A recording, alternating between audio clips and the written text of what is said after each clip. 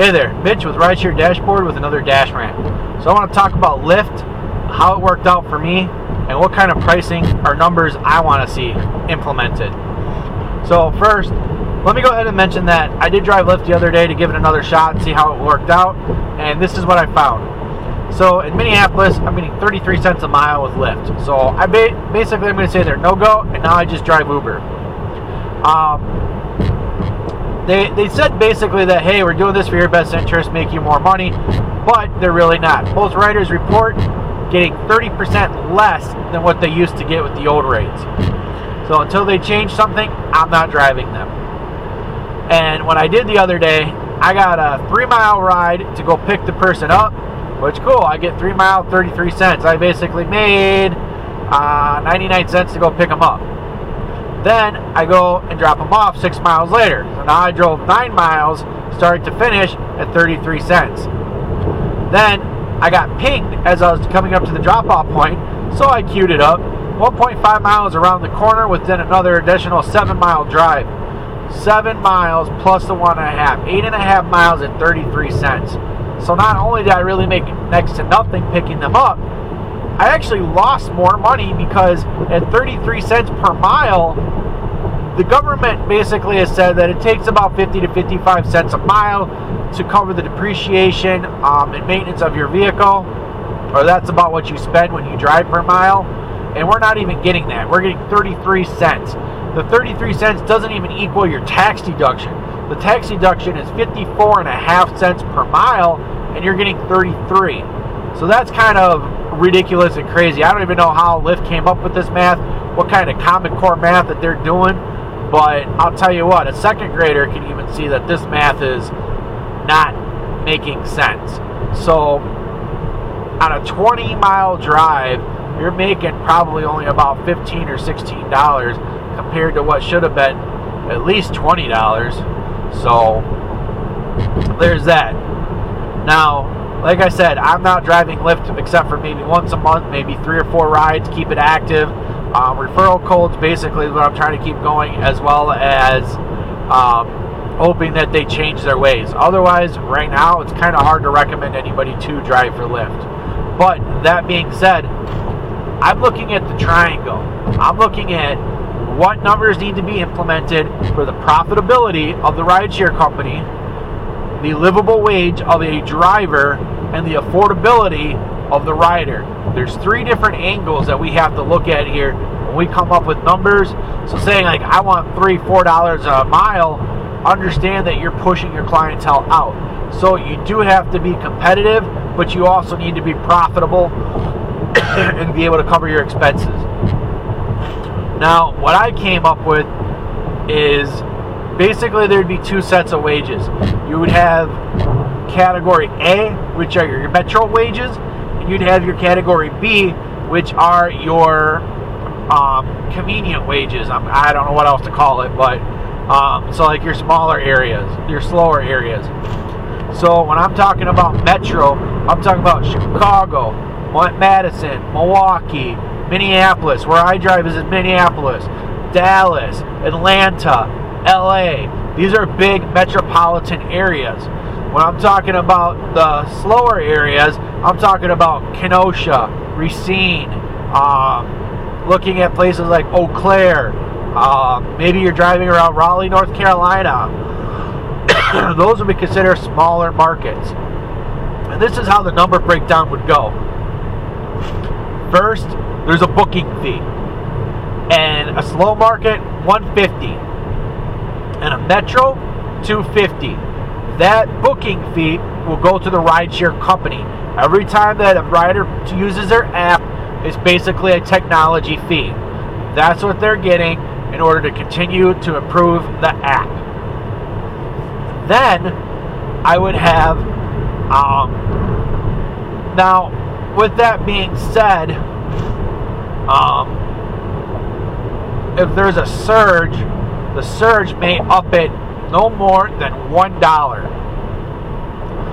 Now, the way the surges would work is I would actually transfer them into hotspots, not surges. And what it would be is, say at 9 p.m., you have 3 riders to 1 driver. That's the trigger ratio for a surge, in my opinion, of what it should be. So you have 1 driver to 3 riders in this area. That is going to create a hot zone. If that hot zone happens at 9 p.m., it will, regardless of how many drivers come into the area or how many riders there are, remain for 1 full hour. Then, at that hour mark, if there is still more 3-to-1 ratio, it will go to another hour. And instead of it being in your app saying +$5 or +$3, whatever, it'll just say 10 p.m., meaning 10 p.m. is when that hot zone expires.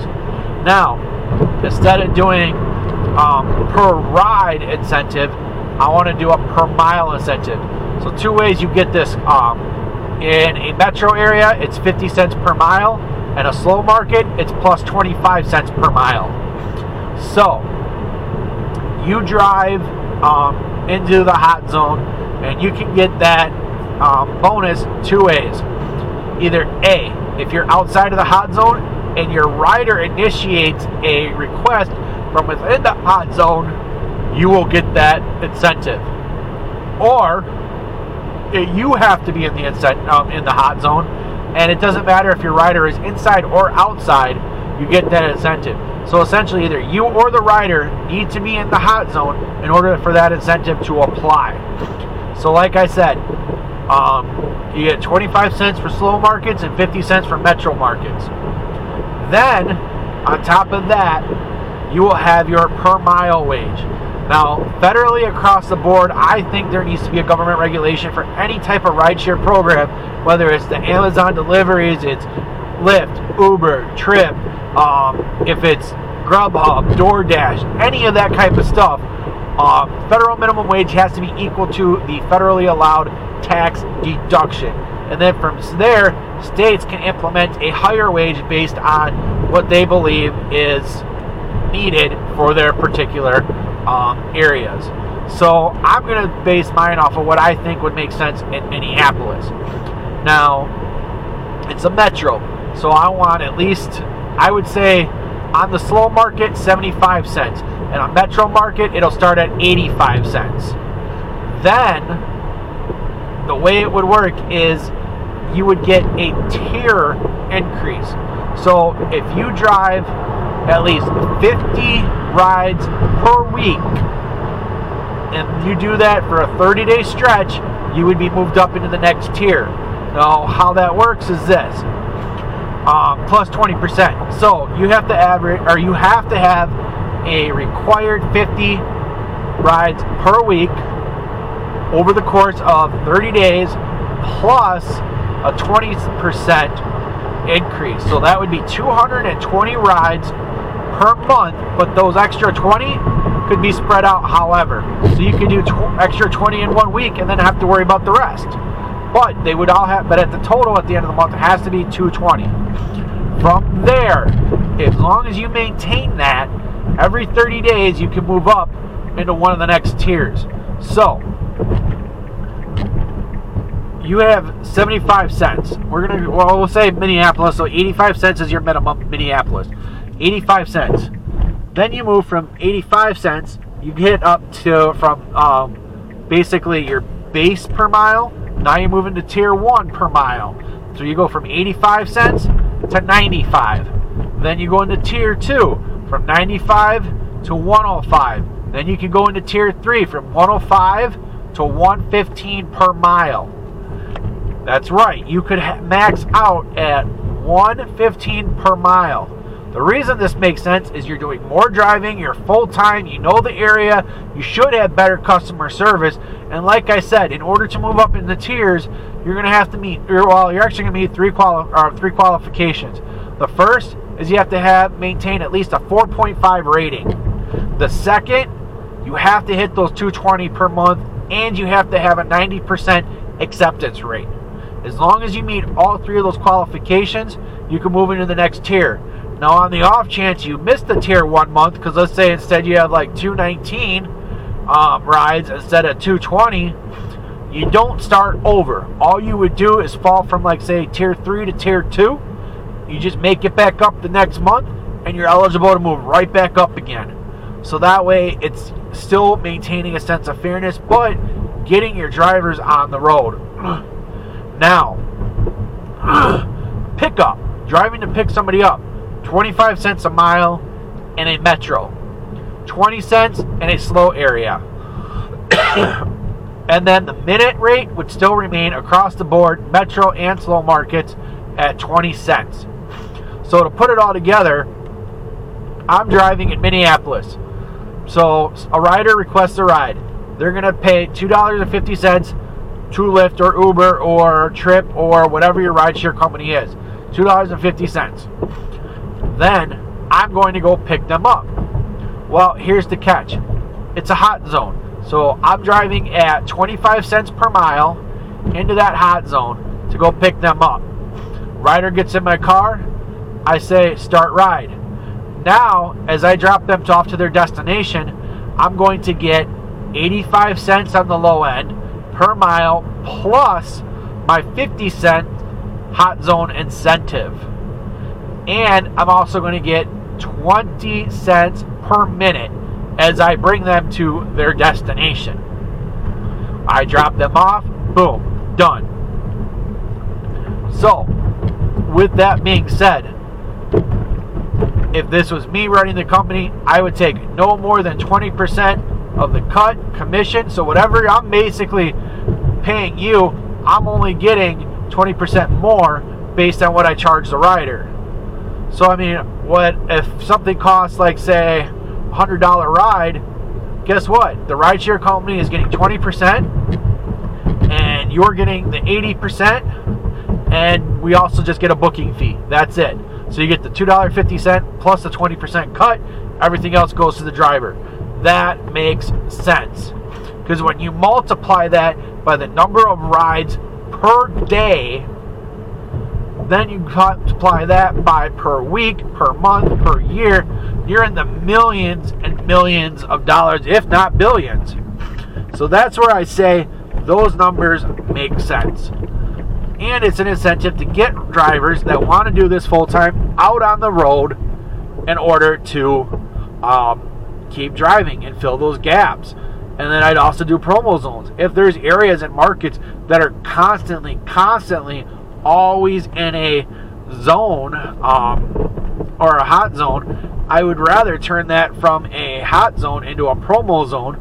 And that means, like, say there's always every night you have a hot zone from say 12 a.m. to say 3 a.m. Well, instead of creating a hot zone for that, it would be between those hours a promo zone, and then you would know every single night that promo zone and those time slots are going to have that. And it may not be every night. You know that Mondays that happens, or Tuesdays. So it would kind of be something to get drivers out there.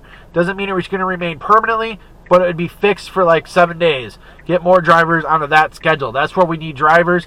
That allows you to incentivize changing your schedule. So, like I said, those are my opinions on the numbers. That's what makes sense to me. They're in the description below if you want to look at them. And I'll have some kind of a little bit more information on that as well. But if you haven't already, feel free to subscribe to my channel as I continue to put out more videos, more driver training, and so forth. And just go ahead and make sure, if you haven't, you're welcome to check the website out, rideshare-.com. And if you are looking to sign up with Uber or Lyft, which right now I'm not driving Lyft, and I don't blame you if you don't want to either, you can use my promo codes, which just help me make more videos. But more than anything, feel free to subscribe and share this video with others. And let me know your feedback. What numbers do you think that would make sense? But remember to take into account both the profitability of the rideshare company, the affordability of the rider, as well as the ability to make a livable wage. And let me know what you think about my numbers and my kind of process for how I would do things differently. I'm just a little curious on what you think. So with that being said, make sure to subscribe, stay safe on the road, and hopefully we can all work together to get Lyft to change their ways.